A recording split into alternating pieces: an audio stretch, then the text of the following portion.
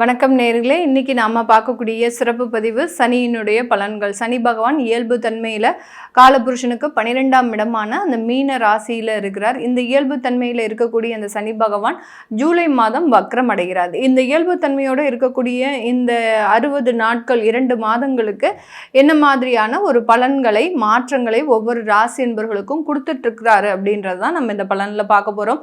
இப்ப ரிஷப ராசி என்பர்கள் காலபுருஷனுக்கு 2ஆம் இடம், ஒரு வாக்குஸ்தானத்துல தனுஸ்தானத்துல இருக்கக்கூடிய ஒரு ராசி என்பர்கள். எப்போதுமே ஒரு நேர்மையான வாக்கு இருக்கணும் அப்படின்ற மாதிரியான சில எண்ணங்கள். வாக்கு மீன்ஸ் உங்களுடைய பேச்சுல ஒரு நேர்மையான ஒரு திறன் அப்படின்றது இருக்கும். என்னைக்குமே பார்த்தீங்கன்னா பொய் சொல்றதுக்கு அதிகப்படியாக பயப்படக்கூடிய ஒரு நபர்கள் அப்படின்னு பார்த்தீங்கன்னா இந்த ரிஷபராசி என்பர்கள் தான். இப்படி இருக்கக்கூடிய இந்த ரிஷபராசி என்பர்களுக்கு இந்த 11ஆம் இடத்துல இருக்கக்கூடிய இயல்பு சனியினுடைய தன்மை அதிகப்படியான வாய்ப்புகளை கொடுக்கக்கூடிய ஒரு தருணம். இந்த 60 நாட்கள் பார்த்தீங்கன்னா உங்களுக்கு வேலை இல்லாத நபர்களுக்கு வாய்ப்புகளை கொடுக்கக்கூடிய ஒரு தருணமாக இருக்கும். எப்போ நீங்க வேலையை இழந்தீங்களோ உடனே உங்களுக்கு ஒரு வாய்ப்புகளை கொடுக்கும். அந்த வேலையின் மூலமாக அதிகப்படியாக ஒரு பொருளாதார வளர்ச்சியை கொடுக்கும். சனியினுடைய தன்மையே பார்த்தீங்கன்னா மெதுவாக நகர்ந்து செல்லக்கூடிய ஒரு குளிரான ஒரு கிரகம். அப்படி இருக்கும்போது இந்த சனி மெதுவாக நகலும் போது நமக்கு எப்போதுமே சில தொந்தரவுகள் வந்தாலும் நன்மைகள் வந்தாலும் ஒரு ரொம்ப ஸ்லோவா மெதுவா நம்மளுக்கு அந்த நன்மைகள் வர்றதும் தெரியாது, அதே சமயத்துல கெடுதலான பலன்கள் வர்றதும் தெரியாது. அந்த அளவுக்கு அந்த சனியினுடைய தாக்கம் இந்த 2 இடத்துலையும் அதிகப்படியாக இருக்கும். இப்படி இந்த ரிஷபராசி என்பர்களுக்கு நன்மைகள் வருது அப்படின்றத இவர்கள் ஒத்துக்கொள்ளவே மாட்டாங்க.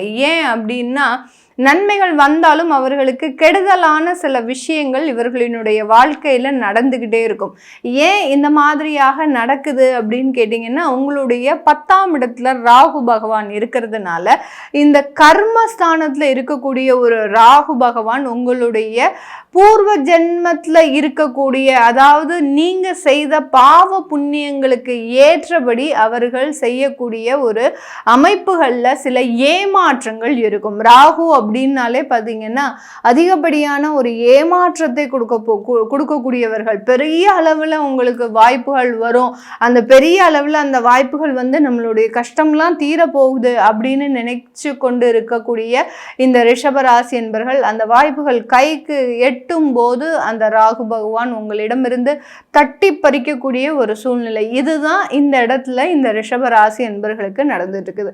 அப்போ நம்ம இந்த ரிஷபராசி என்பர்களுக்கு இந்த 60 நாட்கள்ல அந்த சனி பகவான் எந்த மாதிரியான மாற்றத்தை இவர்களுக்கு கொடுக்க போறாரு அப்படின்னு கேட்டீங்கன்னா உங்களுடைய வேலை ரீதியான சில விஷயங்கள்ல ஒரு அங்கீகாரம் கொடுக்க போறார்.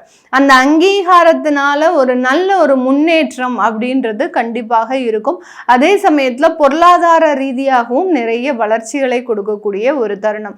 இந்த இடத்துல ரிஷப ராசியில இருக்கக்கூடிய நட்சத்திர அன்பர்கள் பார்க்கும்போது கார்த்திகை நட்சத்திர அன்பர்கள், அடுத்து பார்த்தீங்கன்னா ரோஹிணி நட்சத்திர அன்பர்கள், மிருகசீரிட நட்சத்திர அன்பர்கள்.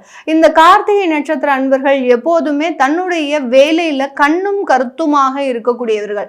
ஒரு வேலை அப்படின்னு எடுத்துக்கிட்டாங்க, இல்ல ஒரு தொழில்னு எடுத்துக்கிட்டாங்க அப்படின்னா அந்த தொழிலையோ வேலையிலையோ ரொம்ப இம்பார்ட்டன்ட் கொடுத்து அதிலிருந்து நிறைய வளர்ச்சிகளை அடையணும் அப்படின்னு போராடக்கூடியவர்கள். அதே சமயத்துல இந்த கார்த்திகை நட்சத்திர அன்பர்கள் தன்னுடைய வாழ்க்கையில நிறைய ஏமாற்றங்களை சந்திச்சிருப்பாங்க. குடும்பஸ்தானத்தில் இருக்கக்கூடிய இந்த ரிஷப ராசியில் இருக்கக்கூடிய இந்த கார்த்திகை நட்சத்திர அன்பர்கள் குடும்ப ஏமாற்றங்கள் அப்படின்றது கண்டிப்பாக இருக்கும். ஒரு நம்பிக்கை துரோகங்கள், அடுத்து பார்த்தீங்கன்னா கணவன் மனைவி இடையே நிறைய பிரச்சனைகள், இது எல்லாமே கடந்த காலத்தில் நடந்திருக்கும். இது 11ஆம் இடத்துல இருக்கக்கூடிய அந்த சனி பகவானால இந்த 60 நாட்கள் தீரக்கூடிய ஒரு நேரம். இந்த 60 நாட்கள்ல மிகப்பெரிய ஒரு மாற்றங்கள் இந்த ரிஷப ராசியில் இருக்கக்கூடிய நபர்களுக்கு கிடைக்க போகுது. அடுத்து ரோஹிணி நட்சத்திர அன்பர்கள் சொந்தமாக தொழிலை தொடங்கக்கூடிய ஒரு நேரம், தொழிலை தொடங்கக்கூடிய ஒரு நேரம். அதுலேயும் பார்த்தீங்கன்னா பெண்கள்லாம் பார்த்தீங்கன்னா இந்த 60 நாட்களில் ரொம்ப தீயா வேலை செய்வாங்க. அதாவது இவர்களுக்கு வாய்ப்புகள் தேடி வரும்போது அந்த வாய்ப்புகளுக்காக தான் இவர்கள் இத்தனை நாள் கொஞ்சம் அமைதியாகவே இருந்திருக்கிறாங்க இந்த ரிஷபராசி என்பர்கள். அப்போ இந்த வாய்ப்புகள் இவர்களை தேடி வரும்போது அதை எந்த அளவுக்கு அதை பாசிட்டிவாக மாற்றுறது, ஒரு வாய்ப்புகள் வருது அப்படின்னா அதை பிஸ்னஸாக கன்வெர்ட் பண்ணுறதோ இல்லை இவர்களுக்கு சாதகமாக பணமாக அதை கன்வெர்ட் பண்ணுறதுக்கு தான் இவர்கள் முழுமையாக முயற்சி செய்வாங்க. அதை இந்த ரோஹிணி நட்சத்திர அன்பர்கள் இந்த 60 நாட்கள் முழுமையாக பயன்படுத்தக்கூடிய ஒரு நேரமாக இருக்கும். அடுத்து மிருகசீரிட நட்சத்திர அன்பர்கள் இந்த 60 நாட்களில் மிகப்பெரிய ஒரு தொழில் ரீதியான முன்னேற்றம், அடுத்து வெளிநாடு சம்பந்தப்பட்ட சில அமைப்புகள் இவர்களுக்கு கூடி வரக்கூடிய ஒரு நேரம். நிறைய மிருகசீரிட நட்சத்திர அன்பர்கள் வெளிநாட்டில் இருக்கிறாங்க அப்படின்னா இது நாள் வரைக்கும் பார்த்தீங்கன்னா அங்கே பெரிய அளவுக்கு இவர்களுக்கு சாதகமாக இருக்காது. ஒரு மேற்படிப்பு படித்து ஒரு போஸ்ட் கிராஜுவேட் பண்ணிட்டு அங்கே எங்கேயோ சூப்பர் மார்க்கெட்லேயோ இல்லை வேற ஏதாவது ஒரு வேலையிலையோ ஒரு சின்ன சின்ன வேலையில் வேலை செய்யக்கூடிய ஒரு ஹோட்டலில் கூட வேலை செஞ்சுட்டு இருப்பாங்க. அந்த மாதிரியாக அந்த ஒரு தனக்குன்னு ஒரு நல்ல ஒரு நிரந்தர வேலை கிடைக்கணும் அப்படின்ற ஒரு வாய்ப்புகளுக்காக இருந்துட்டு இருப்பாங்க. இந்த மிருகசீரிட நட்சத்திர அன்பர்களுக்கு இந்த வெளிநாட்டு அமைப்புகளில் மிகப்பெரிய ஒரு பாசிட்டிவான விஷயங்கள் இந்த இடத்துல பார்த்தீங்கன்னா ரிஷபராசி என்பர்கள் இந்த 60 நாட்களில் வெளிநாடு சம்பந்தப்பட்ட சில பிரச்சனைகள்லாம் அங்கே முடியறதுக்கு உண்டான ஒரு தருணம். அடுத்து பார்த்தீங்கன்னா உங்களுக்கு உங்களுடைய குழந்தைகளோடு சேர்ந்து வாழ்வதற்குண்டான ஒரு அமைப்புகளும் கூடி வரக்கூடிய ஒரு நேரமாக தான் இந்த ரிஷபராசி என்பர்களுக்கு இருக்க போது. இந்த காலகட்டத்தில் பார்த்தீங்கன்னா 2வது திருமணம் அப்படின்னு சொல்லக்கூடிய ஏற்கனவே வாழ்க்கையில் நிறைய பிரச்சனை இருந்து முதல் திருமணத்தில் அதிகப்படியான ஒரு ஏமாற்றம், அடுத்து பார்த்தீங்கன்னா குழந்தைகளை வளர்க்க முடியாமல் சில தொந்தரவுகள், இந்த மாதிரி ஒரு சிங்கிள் பேரண்டாக இருக்கும்போது நிறைய ஒரு இடர்பாடுகளை சந்தித்த இந்த ரிஷபராசி என்பர்களுக்கு இந்த 60 நாட்களில் 2வது திருமணம் சம்பந்தப்பட்ட சில விஷயங்கள்லாம் உங்களுக்கு நல்ல ஒரு வாய்ப்புகளை அமைப்புகளை கொடுக்கறதுக்கு உண்டான ஒரு நேரமாக இருக்க போது. இந்த காலகட்டத்தில் பார்த்தீங்கன்னா வரன் தேடக்கூடிய சில விஷயங்கள், 2வது திருமணம் ஒரு பக்கம் இருந்தாலும் முதல் திருமணத்திற்காக இந்த ரிஷபராசி என்பர்கள் நிறைய ஒரு பிரயத்தனத்தை போட்டுட்டு இருக்கிறாங்க.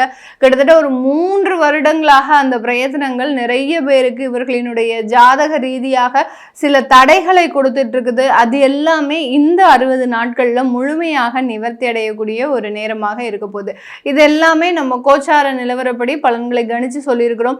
சில ரிஷபராசி அன்பர்களுக்கு உங்களுக்கு ஜாதக ரீதியான சில இடர்பாடுகள், அதாவது எங்கேயாவது வெளியில கடன் கொடுத்துருக்கிறீங்க அப்படின்னா அது திரும்ப வராத ஒரு சில சிச்சுவேஷன்ஸ், அடுத்து பார்த்தீங்கன்னா நிறைய கடன்கள்னால எப்போதுமே வாழ்க்கை ரன் ஆகிட்டு இருக்குது, அடுத்து வேலை ரீதியான ஒரு நிரந்தர அமைப்பு இல்லை, அடுத்து உங்களுடைய ஜாதக ரீதியாக உங்களுக்கு அரசாங்க உத்தியோகம் கிடைக்கும் அப்படின்ற ஒரு எதிர்பார்ப்போடு நீங்கள் அதை பயணிச்சிட்டு இருக்கிறது, இந்த மாதிரியான சில பர்சனல் கேள்விகள் ஏதாவது பார்க்கணும் விருப்பப்பட்டீங்க அப்படின்னா கீழே இருக்கிற நம்பருக்கு வாட்ஸ்அப்பில் அப்பாயின்மெண்ட் வாங்கிக்கிட்டு நீங்கள் உங்களுடைய கன்சல்டேஷனை நீங்கள் புக் பண்ணிக்கலாம்.